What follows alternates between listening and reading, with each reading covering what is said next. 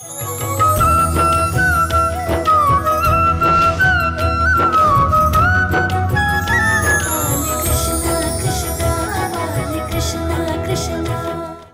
உங்க சேவகன் இல்ல, மாறு வேஷத்துல வந்த கம்சனோட உளவாளி இவன்.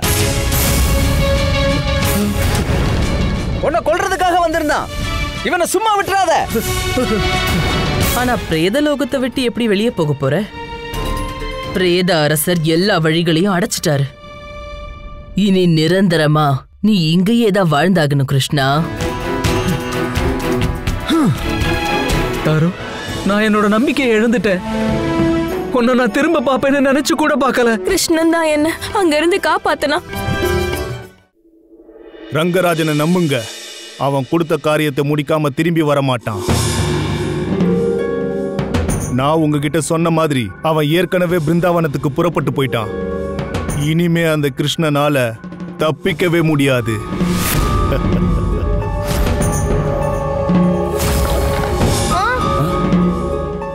நீங்க கொஞ்சம் பார்த்து வர மாட்டீங்களா என்ன? நாங்க 2 பேர் கஷ்டப்பட்டு தண்ணி எடுத்துட்டு வந்தோம். ஆனா நீங்க மன்னிப்பு கேட்டுக்கிறேன் தம்பி. மன்னிப்பு கேட்டு என்ன பிரயோஜனம்? நாங்க கொண்டு வந்த தண்ணியை நீங்க தட்டி விட்டுருக்கீங்க. இப்ப நீங்க தான் இதை எடுத்து தரணும். இந்தாங்க. வா. இனி நம்ம பண்டிகையை சிறப்பா கொண்டாட போறோம். நீ உன் பின்னாடியே எங்களை ரொம்ப ஓட வச்சிட்ட கண்ணா. இனி நீ எங்க கூடவே தான் இருக்கணும், சரியா?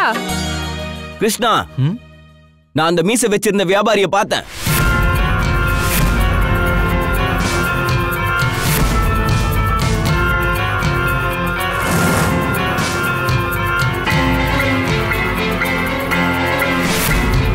சரி, நீங்க யாரு? இதுக்கு முன்னாடி நான் உங்களை பார்த்ததே இல்ல. நான் என் நண்பனோட வண்ணங்களை விற்க இங்க வந்திருந்தேன். கிழக்கு வாசல் கிட்ட அங்க ஒரு மதில் சுவர் இருக்குல்ல, நான் அவனை அங்கதான் பார்த்தேன். என்னை பார்த்ததும் சுவருக்கு அந்த பக்கம் அவன் குதிச்சுட்டான். எவ்வளவு நேரத்துக்கு முன்னாடி நீங்க அவனை பாத்தீங்க? கொஞ்ச நேரத்துக்கு முன்னாடி தான். நீ என் கூட வா, நான் உனக்கு அவனை காட்டுறேன். அநேகமா அவன் அங்கேயே இருக்கலாம்.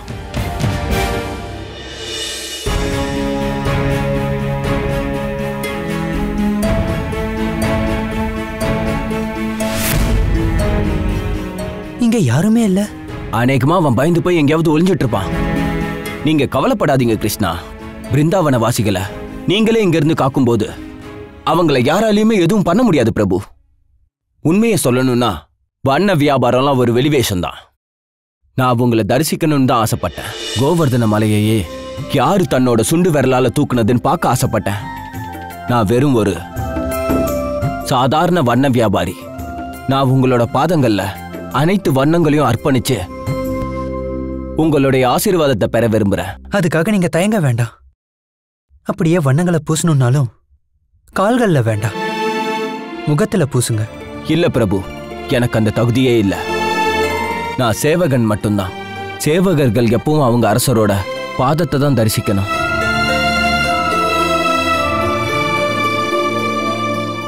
என்னோட இந்த வண்ணத்தை நீங்க ஏத்துக்கோங்க பிரபு.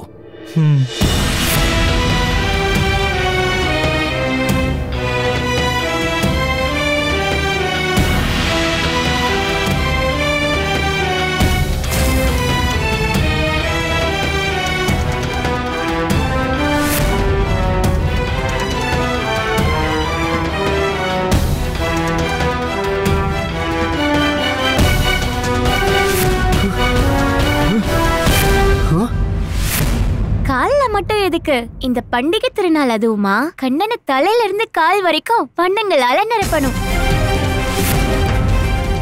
உனக்கு ஒண்ணு தெரியுமா? கோபியர்கள் எல்லாம் அங்க உன் கூட பண்டிகையை கொண்டாட ரொம்ப நேரமா காத்துட்டு இருக்காங்க. ஆனா நீ இங்க இருக்க. வா போலாம். இனி உன்னை நான் எங்கேயும் போக விட மாட்டேன்.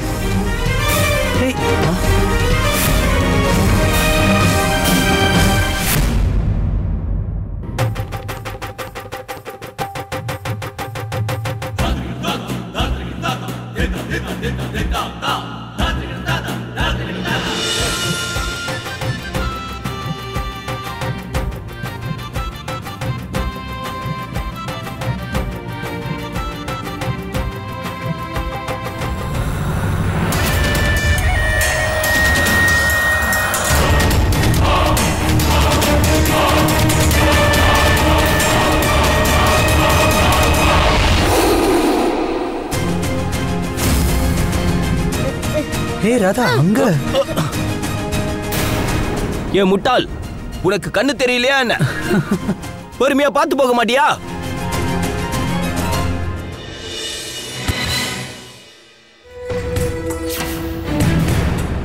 கொஞ்சம் இருங்க. நீங்க வண்ண வியாபாரி தானே?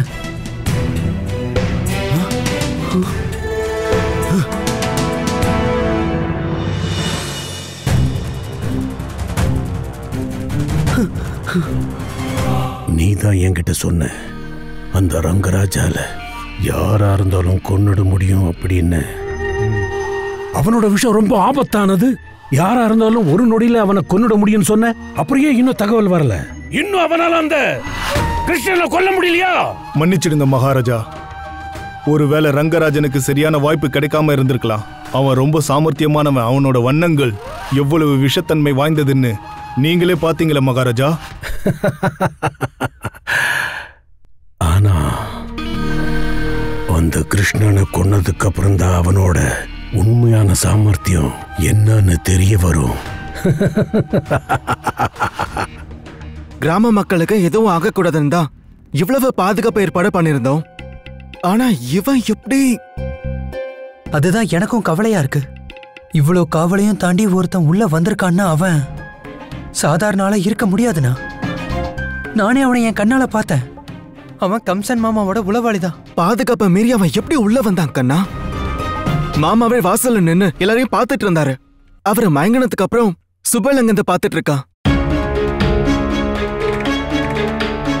அண்ணா, இப்ப இவங்களால மட்டும்தான் அவனை பத்தின தகவலை கொடுக்க முடியும். வியாபாரம் நல்லா போயிட்டு வியாபாரம் நல்லா தான் போய்கிட்டு இருக்கு. வெளியே இருந்து எவ்வளவு வியாபாரிகள் வந்திருந்தாலும் இவங்களுக்கு தெரிய வாய்ப்பு இருக்கு.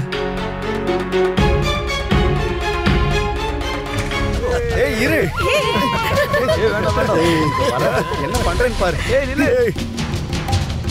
நான் உங்களுக்கு வண்ணம் பூசலாமா?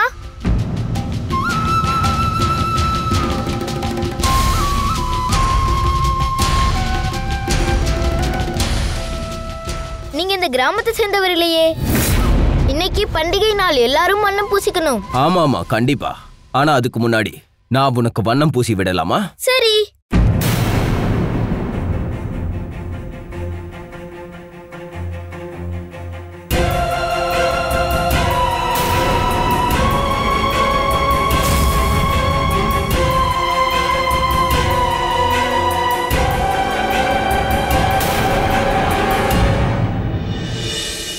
மதுராவோட ராஜமுத்திரைய வச்சிருந்த வண்ண வியாபாரியா நீங்க யாராவது பாத்தீங்களா? எனக்கு ஞாபகம் இருக்கிற வரைக்கும் அவன் பானுவோட மாட்டு வண்டியில தான் இருந்தான்.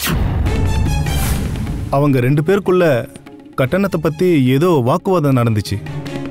அப்பதான் அந்த ஆளு அவனோட தங்க நாணயத்தை காட்டி பானு கிட்ட என்கிட்டயே கட்டணம் கேக்குறியான்னு மகாராஜா கம்சரோட முத்திரையை காட்டினான். அவன் உயரமாவும் அவன் கழுத்து கருப்பாவும் இருந்ததா?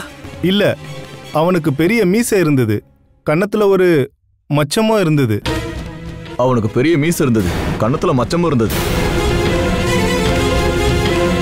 அண்ணா, கம்ச மாமா ஒருத்தனை இல்ல பல உளவாளிகள் அனுப்பியிருக்காருன்னு நினைக்கிறேன்.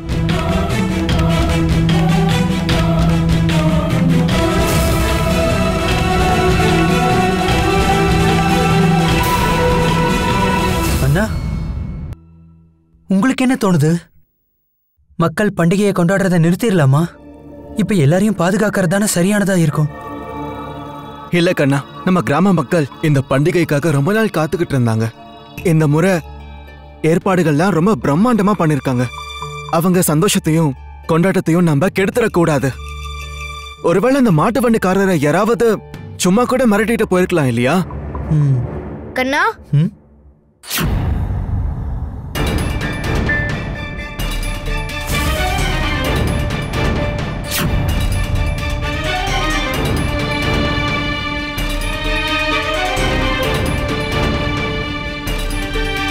கண்ணா, நீ எனக்கு வண்ணம் பூசி விடுவியா?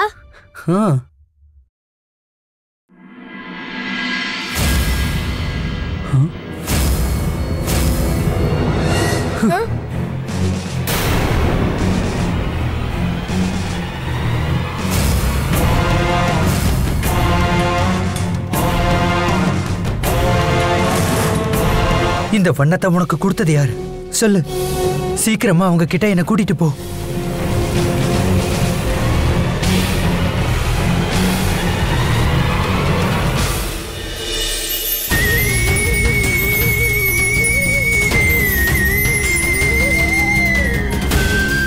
என்னோட கட்டளையை பின்பற்று.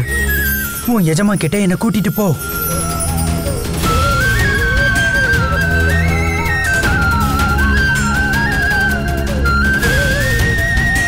கண்ணா சொன்னது சரிதான். இங்க ஏதோ ஒரு தப்பு நடக்க போகுது. நான் இந்த பண்டிகையை தடுத்து நிறுத்தி ஆகணும்.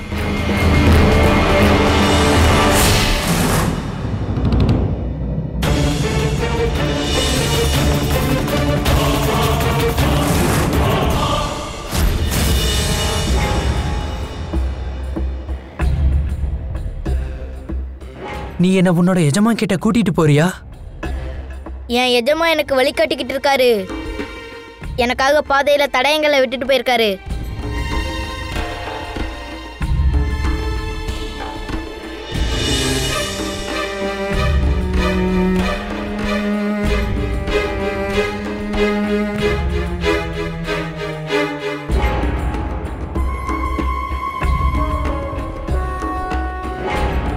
அம்மாடி ராதா, சீக்கிரம் வீட்டுக்கு போ. சீக்கிரம் போமா. மாட்டேன், நான் எங்கேயும் போக மாட்டேன். முதல்ல கண்ணா வரட்டும். பாதுகாப்புக்காக எல்லாரும் வீட்டுக்குள்ளேயே இருக்கணும்னு உங்க அப்பா கட்டளையிட்டு இருக்காரு. நீ சீக்கிரம் வீட்டுக்கு போமா. மாட்டேன். யார் நீ? கம்சன் மாமா எதுக்காக உன்னை அனுப்புனாரு? ஏன் மௌனமா இருக்க? சொல்லு, என்ன காரணத்துக்காக நீ இங்க வந்திருக்க?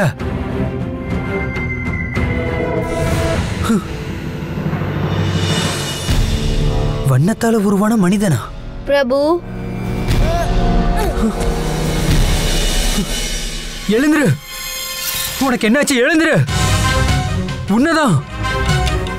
காப்பாத்துங்க கண்ணா, என்ன காப்பாத்து. இது ராதாவோட குரலாச்சே.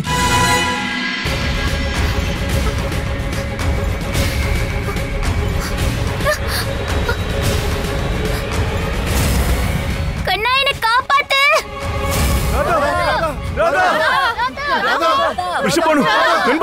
அப்பா, என்ன காப்பாத்துங்க. ராதா, நீ என்ன பண்ணிட்டு இருக்க? என் மகளை கூட்டிட்டு வர சொல்லி தானே நான் உன்னை அனுப்புனேன். ஆனா இதெல்லாம் என்ன? என்ன நீ அனுப்பல, மகாராஜா கம்சர் அனுப்புனாரு. என்ன?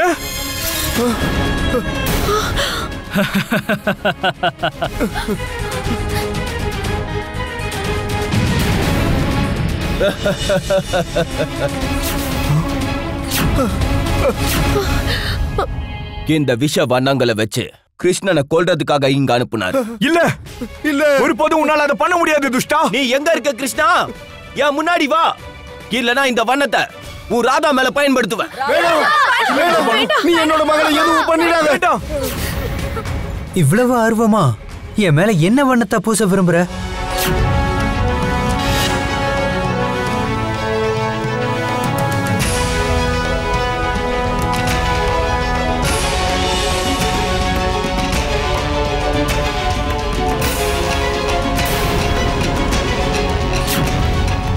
இத கால தூதுவன்னு சொல்லுவாங்க. இத என்னோட ஞானத்தால நானே உருவாக்குனது. யாராவது இதை தொட்டாங்கன்னா அவங்களுக்கு நிச்சயமா மரணம் ஏற்படும்.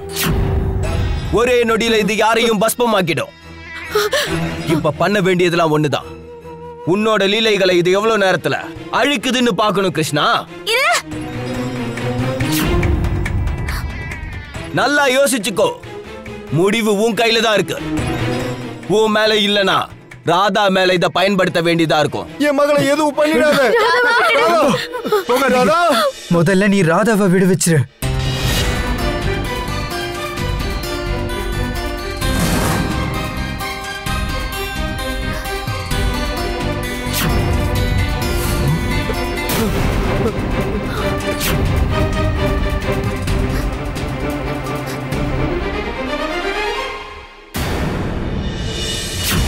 இல்ல கண்ணா, எனக்காக நீ உன்னோட உயிரை பணைய வைக்காத.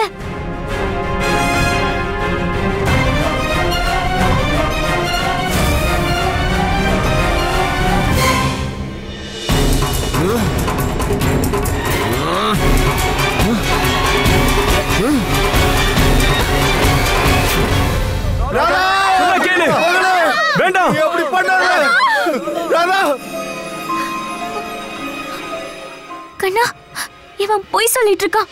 இந்த வண்ணங்களால எந்த பாதிப்பும் இல்ல. இல்ல ராதா.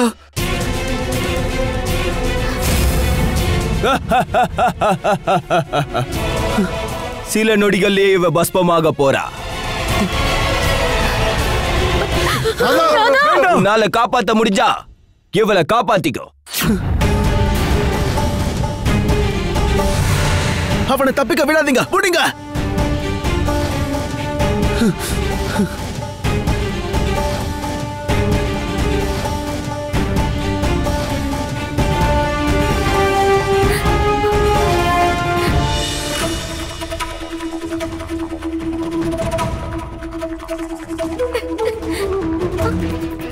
தயவு செஞ்சு என் மகளை காப்பாத்துங்க. அவளுக்கு என்ன ஆகுதுன்னே தெரியல.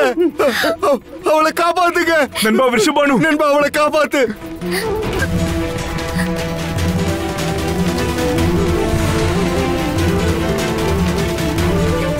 ராதாவோட இறுதி சடங்கு முடிக்காம என்ன இங்க இருந்து நீ போக விட மாட்டேன்னு நினைக்கிறேன் கிருஷ்ணா. ராதாவை காப்பாத்த ஒரு வழி இருக்கு. ராதாவுக்கு பதிலா இங்க வேற யாராவது ஒருத்தர் மரணத்தை ஏத்துக்கணும். எப்படி? என்ன பண்ணா அது நடக்கும்?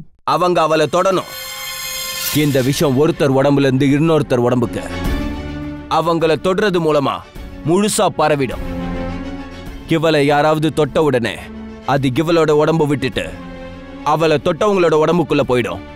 இன்னைக்கு யாராவது ஒருத்தர் இறந்துதான் ஆகணும். அது யாருன்னு நீதான் முடிவு பண்ணணும். அது ராதாவா இல்ல நீயானா? சொன்னா கேளுங்க. வேண்டாம். இந்த கிருஷ்ண ராதாவை தொட்டா மட்டும்தான் இந்த விஷத்தை உடல் மாத்திரத்துக்கான மந்திரத்தை நான் படிப்பேன்.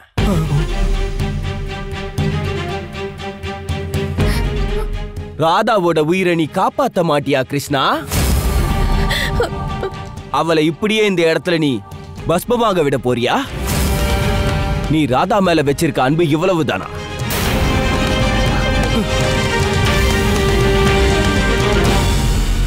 கண்ணா, கண்ணா, கண்ணா, கண்ணா, வேண்டாம் கண்ணா.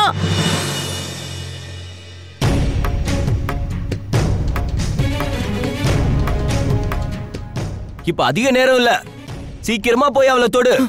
நில்லு கண்ணா, போகாத. அவ பஸ்பமாகறதுக்கு முன்னாடி போ. கண்ணா, போகாத, நில்லு கண்ணா.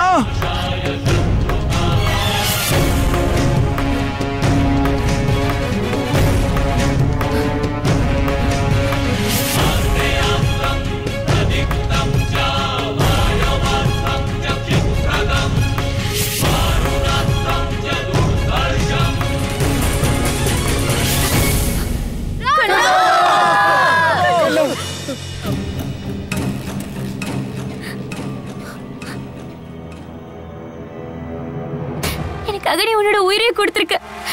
இல்ல கண்ணா. கண்ணா, அண்ணா,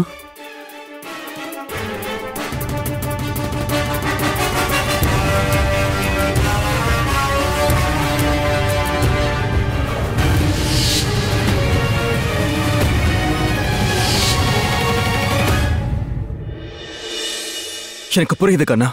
நீ உருவாக்குன இந்த கோடு மாதிரியே ஒரு மனித சங்கிலிய நான் உருவாக்கணும்னு தானே நினைக்கிற. நீ இங்கேயே இருக்கண்ணா, நான் அதை செய்ய முயற்சி பண்றேன். கண்ணா,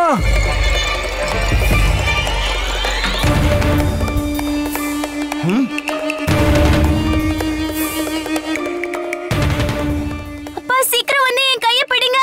நம்ம எல்லாரும் கையை கொடுத்து ஒரு மனித சங்கிலியை உருவாக்கணும். வாங்க. என்னங்க? வாங்க. அது சரி, இது மூலமா விஷத்தை என் உடம்புக்கு மாத்தலான்னு பாத்தீங்களா? அட முட்டாள்களே, அதுக்கான மந்திரங்களை யார் படிக்கிறது?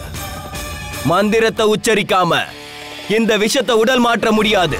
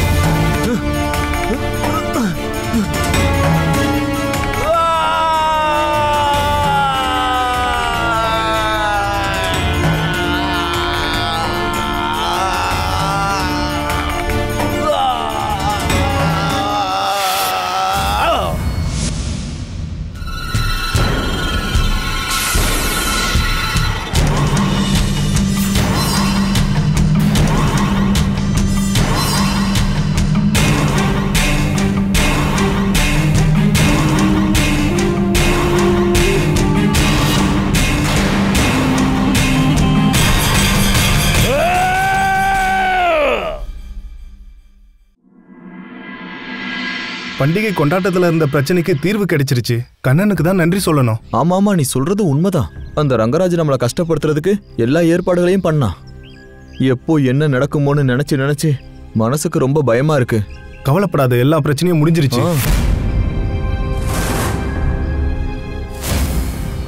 அட பலராமா, வா வா. இவன் பயந்து நடுங்கிட்டு இருக்கான். இவனுக்கு ஆறுதல் சொல்லு. அட, பயப்படுறதுக்கு எந்த ஒரு அவசியமும் இல்ல. நீங்க வீட்டுக்கு போங்க. எல்லாருக்கும் இனிப்பு கொடுக்கறாங்க. வாங்க. இருங்க. உங்க பின்னாடி அது என்னது? திடீர்னு இந்த கருப்பு புகை எங்க இருந்து வந்துட்டு இருக்கு? மூச்சு விடவே கஷ்டமா இருக்கு.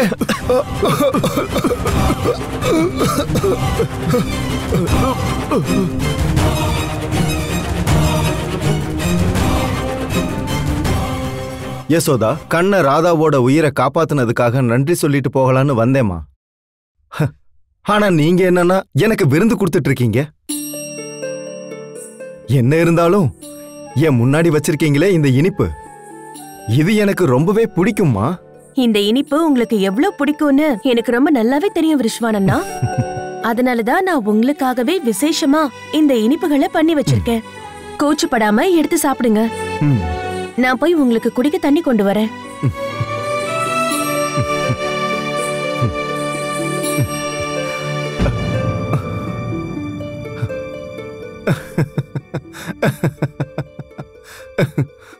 புரியுது. பண்டிகை வேணா முடிஞ்சிருக்கலாம், ஆனா இந்த கண்ணனோட குறும்புத்தனம் மட்டும் இன்னும் முடியவே இல்லை. எந்த சேட்டைய பத்தி சொல்றீங்கன்னா? ஆமா, என்னாச்சு? கையில எடுத்த இனிப்ப சாப்பிடாம கிண்ணத்திலேயே வச்சிட்டீங்க. யசோதா, நீங்களும் என்ன உங்க பசங்கள மாதிரியே ஆயிட்டீங்களா?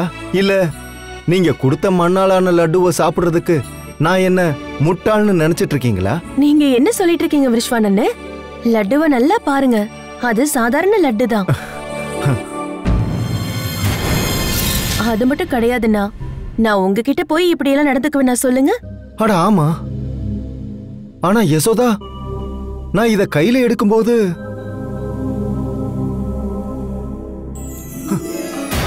இங்க பாரு யசோதா, இத கையில எடுத்த உடனே மண்ணா மாறிடுச்சு பாருங்க. இது எப்படி நடக்க முடியும்? அத தூக்கி போடுங்க. இந்த இனிப்பு எப்படி இப்படி மண்ணா மாற முடியும்? இது ஏதோ மாயாஜாலம். கண்ணா, கண்ணா எங்க இருக்கு கண்ணா? என்னங்க? அம்மா, என்ன கூப்பிட்டீங்களா? ஆமா கண்ணா, இங்க பாரு. அந்த ரங்கராஜன் இந்த இனிப்புல கண்டிப்பா எதையோ கலந்திருக்கான்னு நினைக்கிறேன். லட்டுவை கையில எடுத்து சாப்பிட போகும்போது இது அப்படியே மண்ணா மாறிடுது. ஆனா யசோதா, அந்த மாதிரி எப்படி நடக்க முடியும்? நான் உண்மையா தாங்க சொல்றேன். அது விஸ்வான் அண்ணன் கூட எடுத்து பார்த்தாருங்க. ஆமா நண்பா, இது உண்மைதான். அட, சாப்பிடுற தட்டுல மண்ணை வச்சிருக்க. அம்மா இங்க பாருங்களேன், நான் இந்த உணவை எத்தனை முறை கையில எடுத்தாலும் அது மண்ணா மாறிடுதுமா. ஏதோ தப்பா இருக்கு.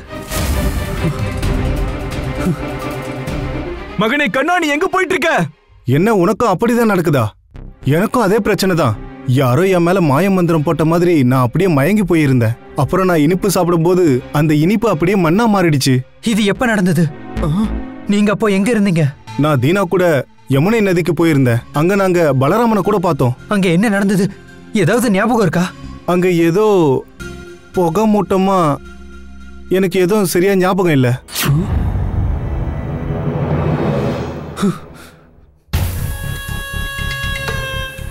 அண்ணா, காலையில யமுனை கரையில என்னாச்சு? நான் அதை தான் உங்ககிட்ட சொல்ல வந்தேன் கண்ணா. வினோதமா ஏதோ ஒண்ணு எனக்கு சரியா ஞாபகம் இல்ல. யாரோ என்கிட்ட இனிப்பு கேட்டாங்க, நான் அவங்களுக்கு கொடுத்தேன். ஆனா அங்க முழுசா என்ன ஆச்சுன்னு எனக்கு ஞாபகம் இல்ல. அண்ணா, ஞாபகப்படுத்தி பாருங்க. இங்க நடக்கிறத தடுக்க அங்க என்ன நடந்துச்சுன்னு நமக்கு விவரமா தெரிஞ்சாகணும். யோசிச்சு பாருங்க அண்ணா. எனக்கு எல்லாமே ஞாபகம் வந்துருச்சு. திடீர்னு அந்த இடத்துல புகை சூழ்ந்தது. 3 முனிவர்கள் வந்தாங்க. வந்து எங்ககிட்ட யாசகம் கேட்டாங்க. முனிவர்களான எங்களுக்கு நீங்க யாசகம் கொடுப்பீங்களா? முனிவர்களா இல்ல மந்திரவாதிகளா? வாங்க அண்ணா, வாங்க.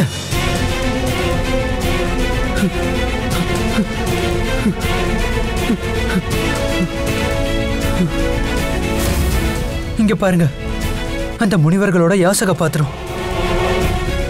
அவங்க எங்கேயாவது அவசரமா போயிருக்கணும், அதனாலதான் விட்டுட்டு போயிருக்காங்க.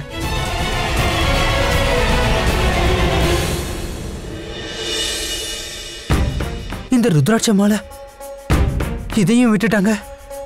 அப்படி என்ன அவசரமா இருக்கும்? அட அதோ அங்க யாரு வராங்கன்னு பாருங்க.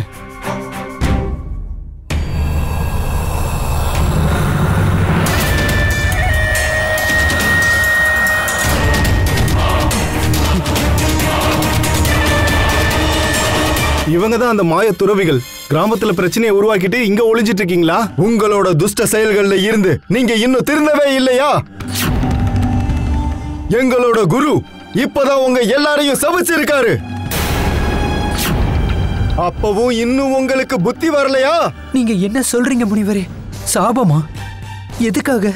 ஏன்னா நீங்க எல்லாரும் எங்களோட குருவான ஜோகேஸ்வரரை அவமதிச்சிருக்கீங்க. அதனால இப்ப அவரு ஜலசமாதி ஆயிட்டாரு. சாத்தியமே இல்ல. பிருந்தாவன வாசிகள் முனிவர்களை எப்பவும் அவமதிக்கிற மாதிரி நடந்துக்க மாட்டாங்க. அப்படியா? இவங்க மேல உனக்கு அவ்வளவு நம்பிக்கை இருக்கா?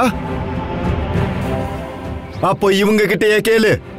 11 வருடங்கள் அந்த தேவி அன்னபூரணிக்காக கடும் தவம் செஞ்சதுக்கு அப்புறம் எங்களோட குருதேவர் இவங்க கிட்ட யாசகம் கேட்டதுக்கு இவங்க எல்லாரும் அவரை எப்படி அசிங்கப்படுத்தினாங்கன்னு தெரியுமா? கோவப்படாதீங்க முனிவரே, என்ன நடந்ததுன்னு விவரமா சொல்லுங்க. முனிவர்களான எங்களுக்கு நீங்க யாசகம் கொடுப்பீங்களா? யாசகம் கேட்க உங்களுக்கு வெட்கமா இல்லையா? உங்களை பார்த்தா துறவிகள் மாதிரியா இருக்கு. இப்போ நாங்க உங்களுக்கு யாசகம் கொடுக்கணுமா? அந்த மாதிரி எதுவுமே நடக்கல. நான் இருக்கும் போது அந்த மாதிரி ஒரு முனிவர் அவமானப்படுத்துறது சாத்தியமே இல்ல. சாத்தியமாச்சு. இன்னும் எவ்வளவு பொய் சொல்லுவ பலராமா?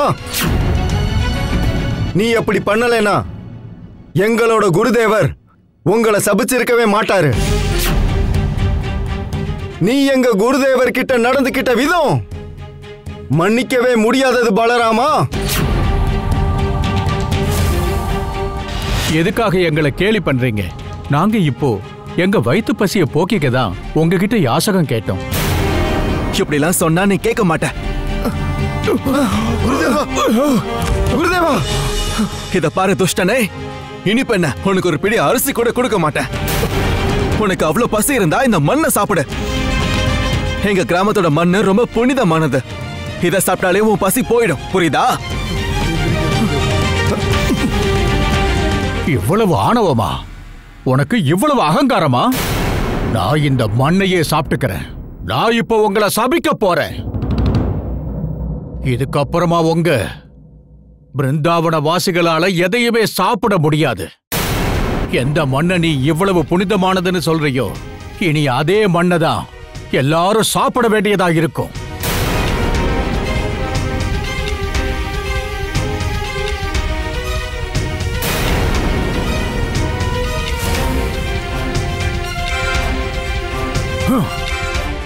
நீங்க எந்த உணவை கையில எடுத்தாலும் அந்த உணவு உடனே மண்ணா மாறி போயிடும்.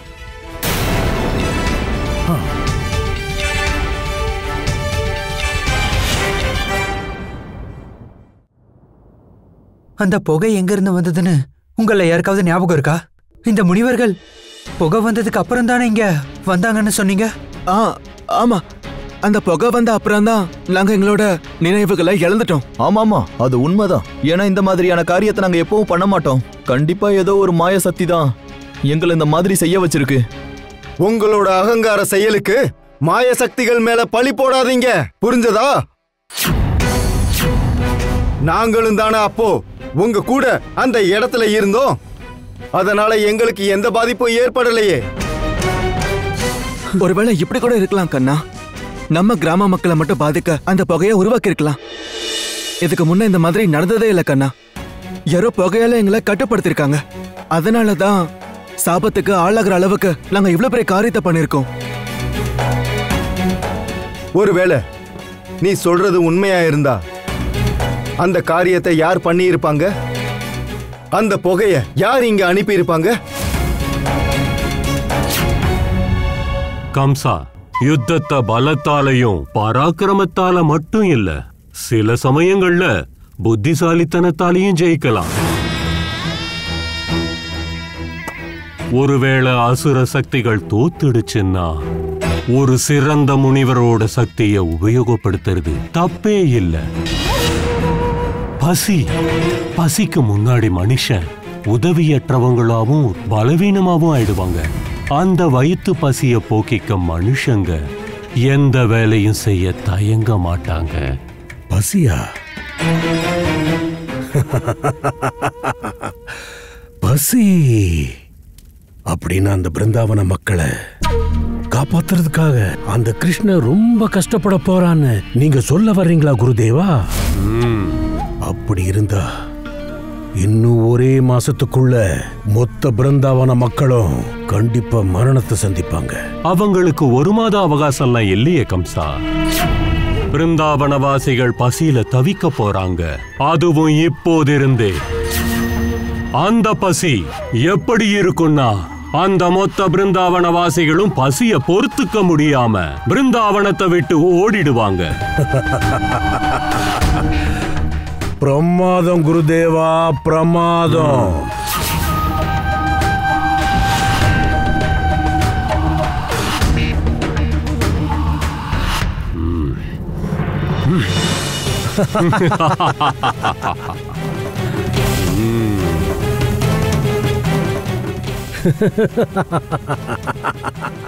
இதை யார் பண்ணாங்களோ அவங்க கண்டிப்பா அதர்மக்காரங்களா இருக்கணும். முதல்ல உங்ககிட்ட எனக்கு ஒரு கோரிக்கை இருக்கு. நான் என்னோட தவற திருத்திக்க உங்க குரு கிட்ட மன்னிப்பு கேட்க விரும்புறேன். தயவு செஞ்சு எங்களுக்கு ஒரு வாய்ப்பு கொடுங்க. அதுக்கு சாத்தியமே இல்லை. அவருக்கு ஏற்பட்ட அவமானத்தை தாங்க முடியாம எங்களோட குருதேவர் ஜலசமாதி அடைஞ்சிட்டாரு. இப்ப அவரை எழுப்புறது சாத்தியமே இல்லை. ஆனா அவரை எழுப்புறதுக்கு ஏதாவது ஒரு வழி இருக்கும்ல? பயங்கரமான பசியோட அவர் ஜலசமாதி ஆயிருக்காரு. இப்போ உணவை ஏற்பாடு பண்ணா மட்டும்தான் அவரை சமாதியில இருந்து நம்மளால எழுப்ப முடியும். ஆனா அந்த உணவு சாதாரண உணவா இருக்க வாய்ப்பு இல்லைல்ல? ஆமா, நீ சரியாதான் சொல்லியிருக்க கண்ணா. அந்த உணவு அமரப்பழம், தேவி அன்னபூர்ணியோட மகா பிரசாதம். ஆனா அந்த பழம் எங்க கிடைக்கும் தெரியாது. பல யுகங்களாவே எல்லா முனிவர்களும் அந்த பழத்தை தேடிக்கிட்டு தான் இருக்காங்க. ஆனா யாராலையும் கண்டுபிடிக்க முடியல. புராணங்கள் படி வெறும் அதோட வாசனை மட்டுமே எண்ணற்ற மனிதர்களோட பசிய போக்க முடியும்னு சொல்லுவாங்க. அதுல இருந்து ஒரே ஒரு துண்டு பழத்தை சாப்பிட்டா கூட 100 வருடங்களுக்கு உயிரோட வாழ முடியும்னு சொல்லுவாங்க. ஆனா அந்த பழம் எங்க இருக்குன்னு யாருக்குமே தெரியாது. இது வெறும் கதைகள்ல மட்டுமே எழுதப்பட்டிருக்கா இல்ல நிஜத்திலையும் இருக்கான்னு கூட யாருக்குமே நிச்சயமா தெரியாது. அதை அடையிறதுக்கு எத்தனையோ முனிவர்கள் கடும் தவம் இருந்திருக்காங்க. எங்களோட குருதேவரும் கூட அவங்கள ஒருத்தர் தான்.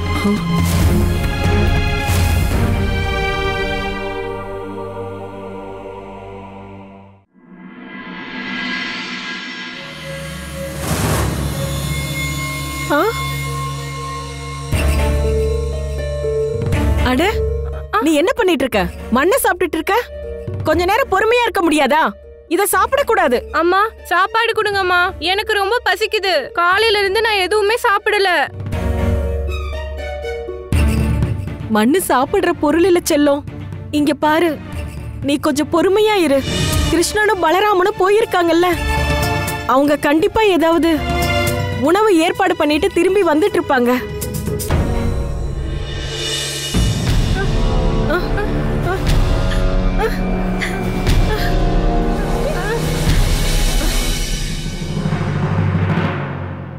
உணவா?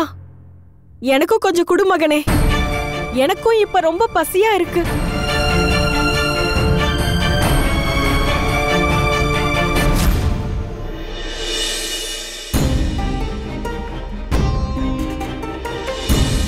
கண்ணா, இந்த பழம் உலகத்தோட எந்த மூலையில வேணாலும் இருக்கலாம். அதை நம்ம எப்படி கண்டுபிடிக்கிறது? எதுக்காக கவலைப்படுறீங்க அண்ணா? இந்த பிரபஞ்சத்துல அது எங்க இருந்தாலும் நம்ம கைக்கு வந்து சேர்ந்துரும்.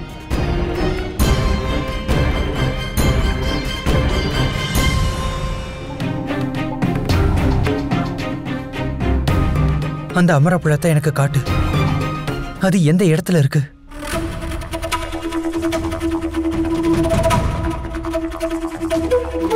அங்க பாருங்கண்ணா, எவ்வளவு அழகான காடு.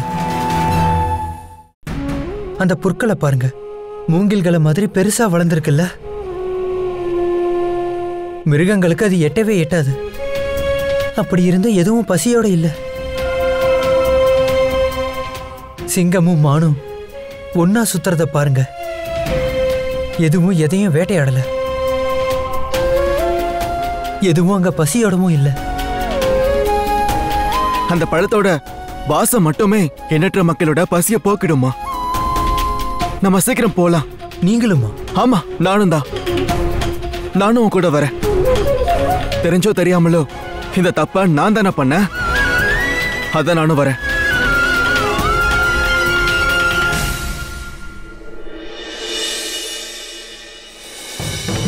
வாழ்க வளமுடன். என்ன ஆசீர்வாதம் பண்ணுங்க.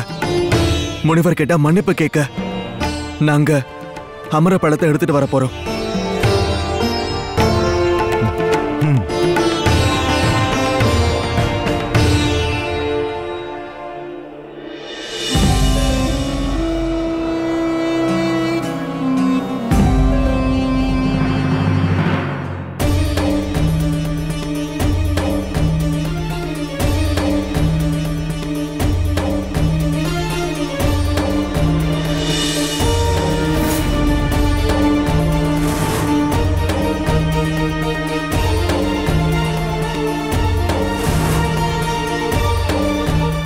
அண்ணா, எனக்கு என்னமோ நம்மள யாரோ பின்தொடர மாதிரி தோணுது. இந்த மாதிரி ஆளே இல்லாத இடத்துல நம்மளை தவிர வேற யார் இருக்க முடியும் கண்ணா? வா போலாம். இது ரொம்ப அற்புதமா இருக்குல்ல கண்ணா? இப்படிப்பட்ட காட்டை நான் இது வரைக்கும் பார்த்ததே இல்ல.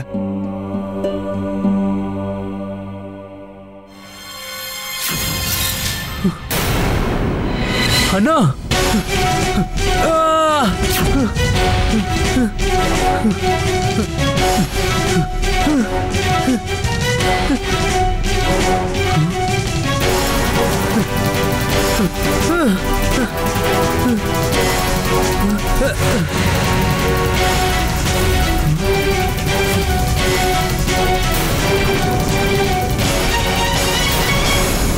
இந்த மாதிரி ஒரு புனித பூமியில அசுர சக்திக்கு என்ன வேலை? நான் தான் சொன்னல, இதுங்க இந்த இடத்தை சேர்ந்தது இல்ல. இதுங்கள யார் இந்த இடத்துக்கு அனுப்புனாங்களோ அவங்க கட்டளையை தான் பின்பற்றுதுங்க.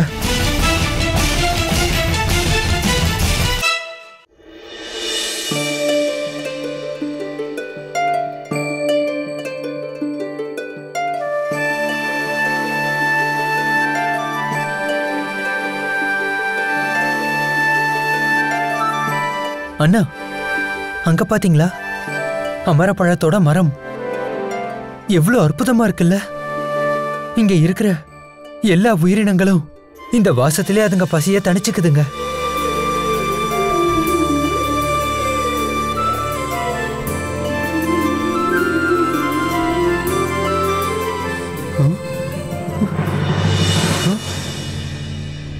இதுங்கெல்லாம் திடீர்னு எதுக்காக இங்க இருந்து ஓடுதுங்க? இதுங்க நமக்கு எச்சரிக்கை கொடுக்குதுங்களா? இல்ல கண்ணா, நம்ம வரத பார்த்து அதை ஓடி இருக்கோம்.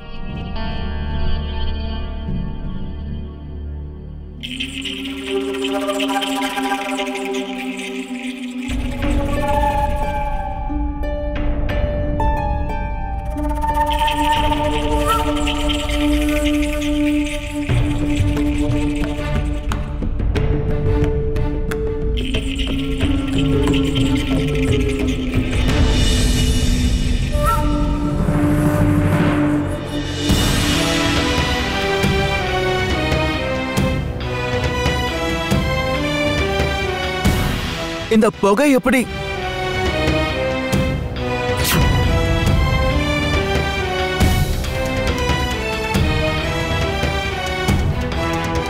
இந்த மரம் திடீர்னு எரிய ஆரம்பிச்சிருச்சு.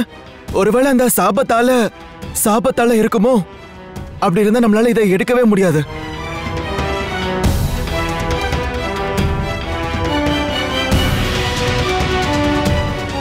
அவசரப்படாதீங்க அண்ணா. அந்த பழமும் அழிஞ்சு போகல, மரத்துல தீப்பிடிக்கவும் இல்ல. அப்படி மட்டும் நடந்திருந்தா எல்லா மிருகங்களும் பறவைகளும் திரும்ப வந்திருக்காது. அண்ணா, அந்த பழத்தோட வாசனை இன்னமும் வருது. அது இங்கதான் எங்கேயோ இருக்கணும். அப்படியே இருந்தாலும் கண்ணா, அது எங்க இருக்கு?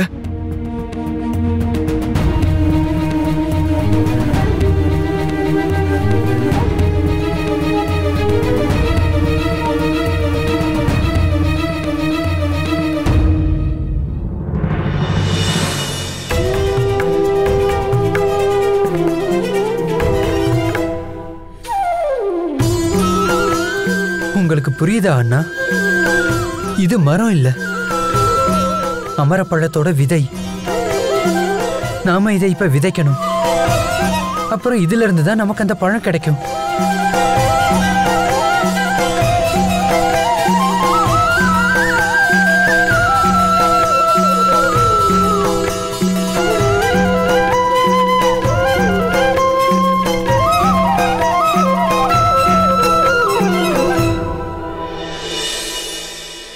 பாத்தீங்களா அண்ணா, நான் விதைச்ச உடனே இது எவ்வளவு வேகமா மரமா வளர்ந்துருச்சு.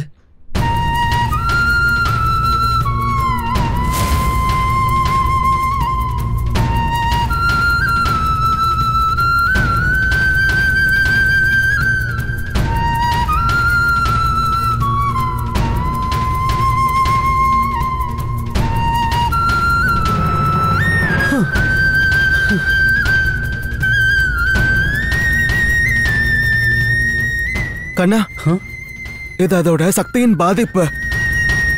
இப்ப இதுக்கான தீர்வு என்னதான் கண்ணா? இதுக்கான தீர்வை இப்ப இதோட அன்னையால மட்டும்தான் சொல்ல முடியும் அண்ணா. இத உருவாக்குனவங்க யாரு கண்ணா?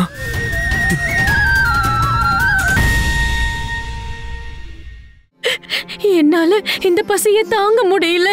யசோதா, மரணத்தை நம்ம தழுவிதான் ஆகணும்னா அதை கௌரவமாவே தழுவுவோம். வா, எல்லார் மாதிரியும் நம்மளும் யமுனை நதியில மரணத்தை தழுவலாம். இது யம தூதுவரோட அறிகுறி. யம தூதுவனா? பிருந்தாவனத்துல யாரோட மரணத்துக்கும் சாத்தியம் இல்ல. நம்மளால கிருஷ்ணனை அவனோட இடத்துல வெற்றி அடைய முடியலன்னா நாம அவனை நம்மளோட இடத்துக்கு வரவழைக்கலாம் இல்லையா? Catch us on TV, Thandivan app, thandivan.com and YouTube.